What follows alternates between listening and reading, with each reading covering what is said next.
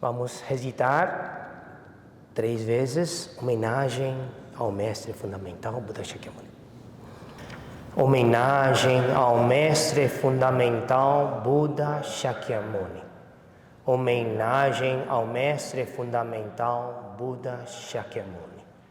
Homenagem ao mestre fundamental Buda Shakyamuni. O Dharma insuperável, profundo e maravilhoso é difícil de se achar em centenas de milhões de períodos cósmicos. Agora que posso vê-lo e ouvi-lo, consigo recebê-lo e conservá-lo. Desejo compreender o verdadeiro significado do Tathagata. O Sutra disse: Subhuti, o que pensais? É possível reconhecer o Tathagata pelas suas 32 marcas ou não? Não, Bhagavat. O Tathagata não pode ser reconhecido pelas suas 32 marcas. Por que razão? Porque quando o Tathagata fala das 32 marcas, não são marcas, são chamadas 32 marcas. Mestre Yin-Tzu e os praticantes. Hoje continuamos com a sabedoria do Sutra do Diamante, a palestra número 21. Se há um Dharma sendo ensinado e um local onde o Dharma é transmitido, então há também um ser que ensina o Dharma. Isto é o Tathagata, dotado de todas as marcas auspiciosas, chamadas as 32 marcas. Por isso, o Buda perguntou a Subhuti: é possível ver o Tathagata, quem ensina o Dharma, através das 32 marcas? No trechos anteriores do Sutra, ao tratar da iluminação da mente, esse Bodhi da iluminação da mente, já se discutiu se é possível ver o Tathagata por meio de sua forma física. Lá, a questão foi abordada no contexto de ver o Dharma é ver o Tathagata. Aqui, no entanto, a discussão se refere ao Tathagata como aquele que ensina o Dharma para os seres. Subhuti, que respondeu ao Buda? Ele respondeu: não é possível. Isso ocorre porque as 32 marcas do Tathagata não possuem uma natureza inerente, intrínseca, que possa ser obtida. São apenas manifestações ilusórias e fenomenais. Uma aparência adornada como uma ilusão, como uma miragem. E por isso são chamadas 32 marcas. Depois vou listar em resumo o que são as 32 marcas. Então, o Dharma é ensinado, o local de ensino e aquele que ensina, tudo isso é ausente de natureza própria e livre de qualquer apego às aparências, às marcas, sendo como uma ilusão e uma miragem. O método do Vajracchedika Prajna Paramita deve, portanto, ser recebido e praticado corretamente de acordo com o Dharma correto. Desta maneira, sem apego. O Sutra disse: Subhuti, se um bom homem ou uma boa mulher oferece seu corpo e vida tantas vezes como as grãos de areia do rio Ganges, E se outra pessoa recebe e mantém apenas 4 versos ou mais desse sutra e os transmite a outrem, os méritos desta última são ainda maiores. Junto com os trechos anteriores, a mediação ou comparação dos méritos foi feita em 3 níveis. O sutra começou primeiro a comparar os méritos, falando: a prática de doar 7 tesouros suficientes para encher um trilhão cosmo. Aí fez a comparação com doar 4 versos do Sutra do Diamante. E segunda vez, a comparação foi ampliada para a doação de 7 tesouros suficientes para encher incontáveis trilhão cosmos em número equivalente aos grãos de areia do rio Ganges. E agora, a comparação é feita com a prática de doar a própria vida, próprio corpo, em quantidade equivalente ao número de grãos de areia do rio Ganges, contrastando-a com os méritos de receber, preservar e ensinar esse sutra para outros seres. Uau! E a última, a doação do Dharma, do Sutra do Diamante, é ainda maior que a doação da própria vida aos seres. Por quê? Vamos explicar. O significado essencial da generosidade ou doação, em sânscrito dana, reside em sacrificar o que possuímos para beneficiar os outros. Dentre tudo o que possuímos, nada é mais valioso do que a própria vida. Doar riquezas pode ser difícil, mas doar a própria vida, corpo, é extremamente difícil. Os bens materiais são necessários para a sobrevivência e a humanidade naturalmente se apega a eles, os recursos, a riqueza.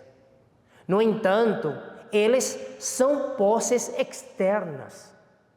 Mesmo ao doá-los, isso nem sempre ameaça diretamente nossa vida.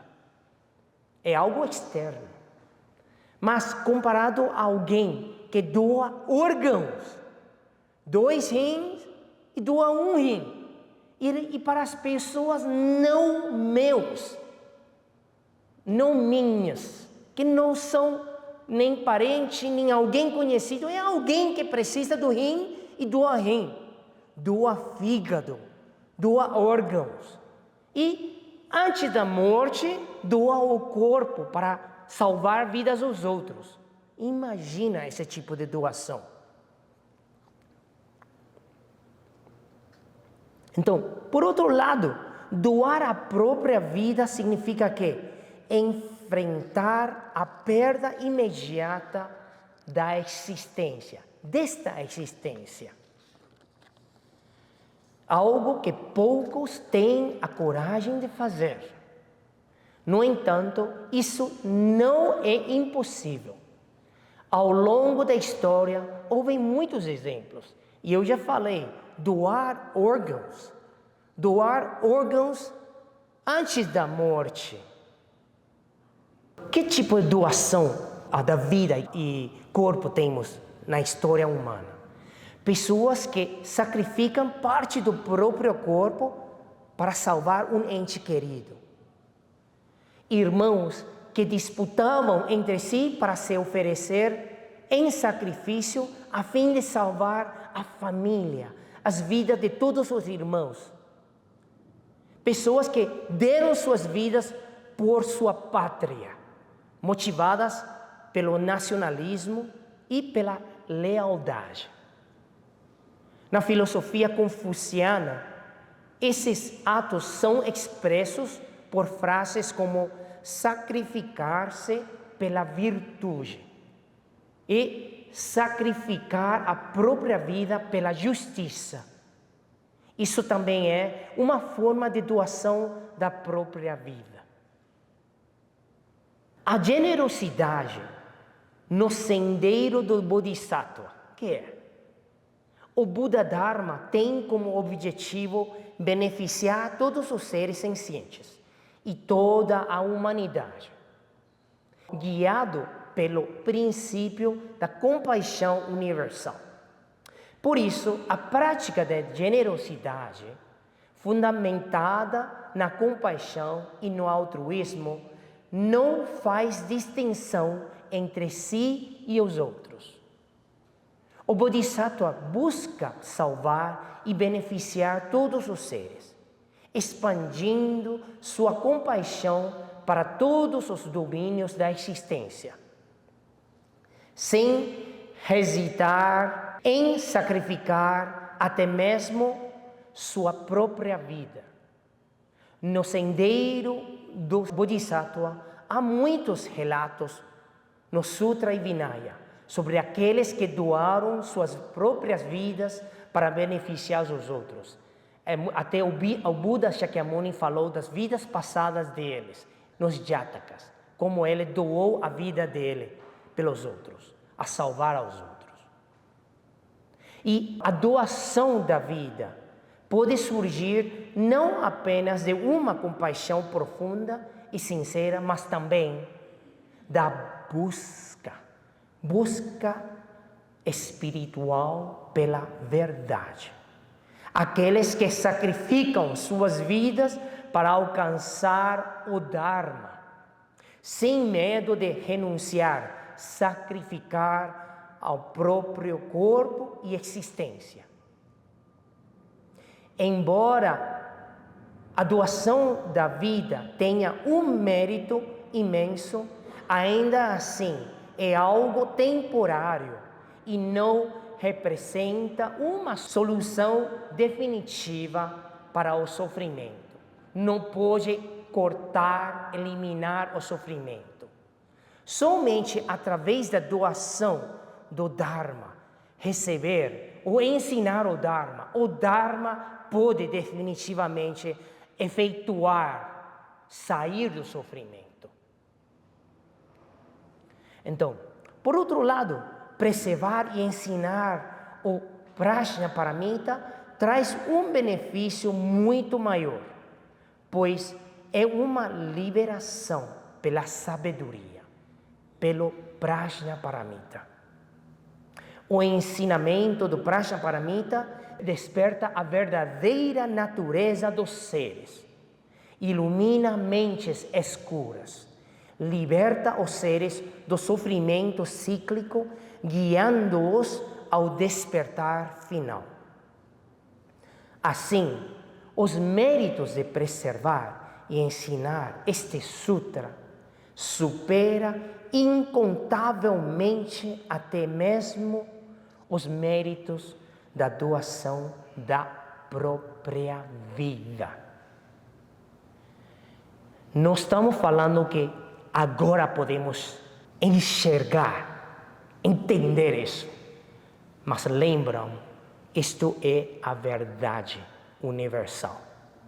A busca não tem comparação. A busca do Dharma, a verdade universal, não tem nenhuma comparação.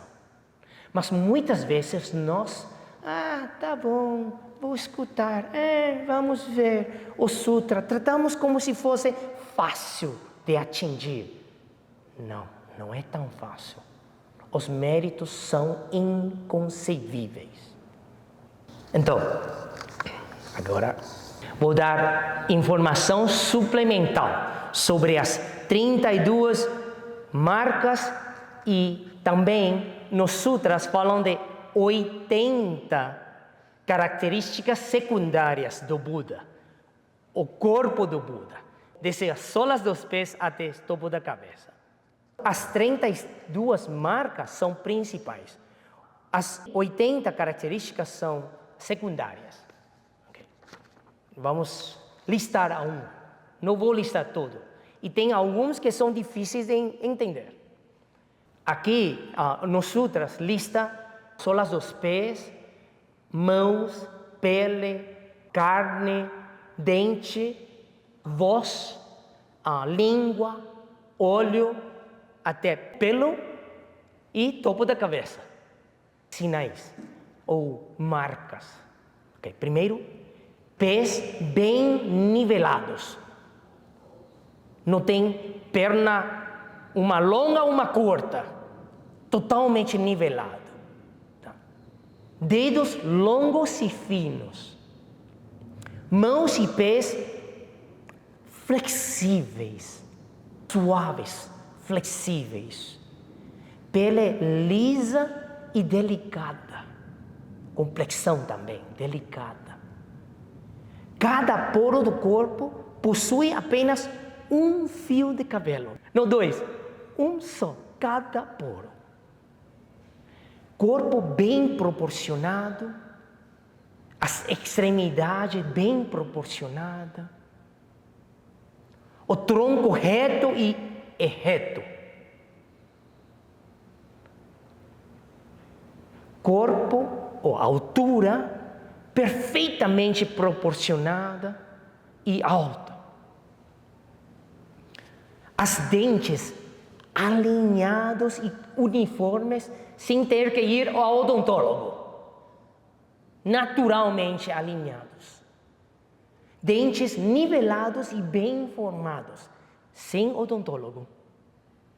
Sem mexer, não mexer. Dentes sem lacunas. Significa não fala nada falso. Tudo certinho, tudo sincero, honesto. Dentes brancos e brilhantes, como a neve. Língua grande e comprida, no sentido que fala e chega, a palavra dele chega a todos os seres. A voz profunda e melodiosa, como a de Brahma. Íris azulada e brilhante. Cílios longos e curvados. Protuberância. Corona. Topo da cabeça tem uma protuberância. Significa a sabedoria. Yeah. E isso também é um signo da meditação. Quando chega a 6 níveis, topo da cabeça tem uma elevação. E o Buda tem isso. Aura luminosa que se estende por 1,80 m. Então, se nota, tem uma luz ao redor do Buda. Isso, mais ou menos, são as 32 marcas. As 80 características secundárias, vou listar algumas, que tem que ver com unha, mãos, pés, orelha e postura, pele e pelo e também fragrância do corpo. Unhas rosadas e brilhantes. Unhas perfeitamente arredondadas. Palmas das mãos e plantas dos pés avermelhadas. E, como todos os médicos chineses sabem, quando a circulação é muito boa, então, até inverno, as mãos e os pés, solas dos pés, estão todas avermelhadas, quente. Corpo naturalmente perfumado como uma flor de lótus. Perfumado como lótus. Lóbulos das orelhas longos. Sobrancelhas. Sobrancelhas como a lua crescente. Articulações suaves e bem formadas. Não como nós, quando nós levantamos e como chama? Joelho, tem todo tipo de som. a voz suave e harmoniosa. E todos os movimentos são dignos, solenes. Cabelos escuros e enrolados no sentido horário. À direita, não à esquerda. Pele lisa, sem veias aparentes. Nossa! Mesmo quando ele tornou velho. Listei algumas das 80 coisas. Então, isso são o quê? Marcas, sinais de um ser perfeitamente iluminado. Essas características, marcas, simbolizam o corpo glorioso do Buda, do perfeitamente iluminado, manifestando através da acumulação infinita de méritos e sabedoria. Muitas dessas marcas também representam a compaixão, a sabedoria e as virtudes transcendentais do Buda. Embora essas marcas sejam geralmente consideradas atributos físicos do Buda, aparências do Buda, elas também podem ser interpretadas de forma simbólica. Realmente são simbólicas. Por exemplo, a língua longa simboliza a veracidade absoluta das palavras do Buda, significando que tudo o que ele ensina ou ensinou é verdadeiro e confiável. São símbolos. Então,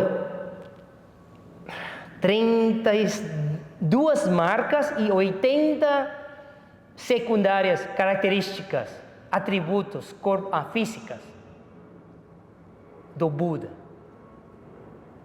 Importante ou não? Aparência é importante ou não? Quem desejam na próxima vida que eu renasça bem feio ou feia? Levanta a mão. Quem gostam de renascer linda, lindo, belo, bela? Levanta a mão. Bonito, alto. Não? Sim? A palavra, eu estava escrevendo a palestra e eu esqueci como escrever o ideograma, caráter em chinês, do feio. Como escrever feio? Eu não lembro. E aí pesquisei, nossa! Ao lado direito dessa palavra tem um fantasma. Parece um fantasma. É feio. Certamente, aparência. Nossa aparência é importante, não? Mas não é o mais importante. Certamente. Qual é o mais importante? Visão correta. A sabedoria é mais importante. Mas as 32 marcas, ou 80 atributos do Buda são o quê? É causa ou efeito? Efeito. É karma ou consequência? Consequência. São efeitos e consequências da prática do Buda. E aí, quais causas e ações, karma, nas vidas passadas, resultam em aparência boa, bonita, lindo, belo, beleza? Então, muitos sutras, textos budistas falam disso. O Buda falou, desde a generosidade de dar recursos, tempo para ajudar os outros, dar segurança a alguém, acolhimento, ou ajudar a curar pessoas com doenças do olho, ouvido, nariz, língua, corpo ou pele. curar as pessoas, ajudar as pessoas. Tudo tem um porquê, causa e efeito, karma e consequência. Desde as ações que têm que ver com disciplina, conduta ética, não causar dano aos seres, até proteger aos seres. Ser paciente, tolerante com os seres, não ter raiva dos seres. Ser paciente, falar da maneira adequada aos seres, no momento adequado, palavras adequadas, lugares adequados. E a paciência mais alta, como se chama? A paciência da convicção do não surgimento. É o entendimento do não surgimento. É o entendimento que todo surge, cessa. Todos os fenômenos são ausentes da natureza própria. Essa é a paciência mais alta. Ser diligente com ajuda aos seres e não se cansar de fazer e ajudar os seres. E como concentração, a prática da concentração é com atenção plena, estável, com calma, ajuda e beneficia aos seres. E o mais importante é com sabedoria ajudar, utilizar infinitos meios hábeis para ajudar os seres. Saber o que ele precisa ou ela precisa e utilizar esse meio hábil. E a partir das 4 mentes incomensuráveis, dar alegria aos seres, aliviar sofrimento, que chamamos compaixão, regozijar dos bons atos dos outros, alegria altruísta, e por último, praticar a equanimidade, observando causas e condições, causa e efeito dos seres e poder tratar os seres igualitariamente, tanto os que gostam ou que não gostam, mesma maneira. São incontáveis as maneiras de praticar as ações virtuosas, as ações que levam a um corpo mais agradável. Facilita ou não ter aparência agradável para fazer coisa neste mundo? Vocês acham? Quase esqueci de falar sobre duas histórias. Uma eu lembro, sem falar do país, sem falar do nome, eu lembro, uma moça me falou: mestre, é terrível. Eu caminho na rua e tantas pessoas me estão olhando, assim, me acham atrativa e me olham. Eu não gosto tanta atenção. E eu escutei e eu olhei, como eu vou opinar disso? E eu pensei assim, vamos esperar 5 anos depois. Depois, 5 anos depois, mestre, ninguém me olha agora, quando eu caminho na rua. E eu falei, não é que você não se importa da aparência? História número 1.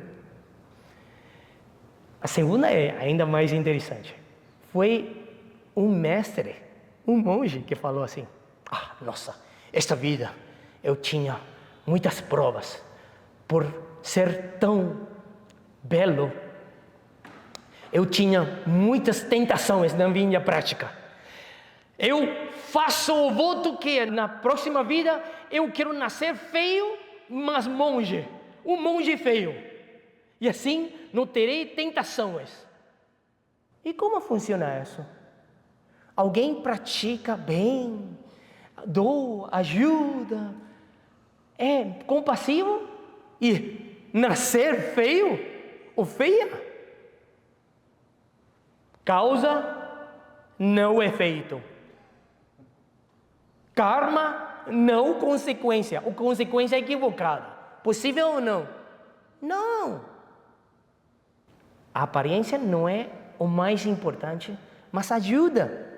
Ajuda a falar do Dharma, ajuda de falar, comunicar com as pessoas, porque tendo a aparência agradável ajuda a funcionar neste mundo. Essas 32 marcas e 80 características secundárias refletem a incomparável beleza e perfeição do Buda. Não apenas em sua aparência física, mas como símbolos de sua suprema sabedoria, compaixão e méritos acumulados ao longo de incontáveis vidas. Eu desejo a todos vocês um dia tornar Buda e alcançar a virtude e qualidade do corpo do Buda, removendo todos os obstáculos. Amém.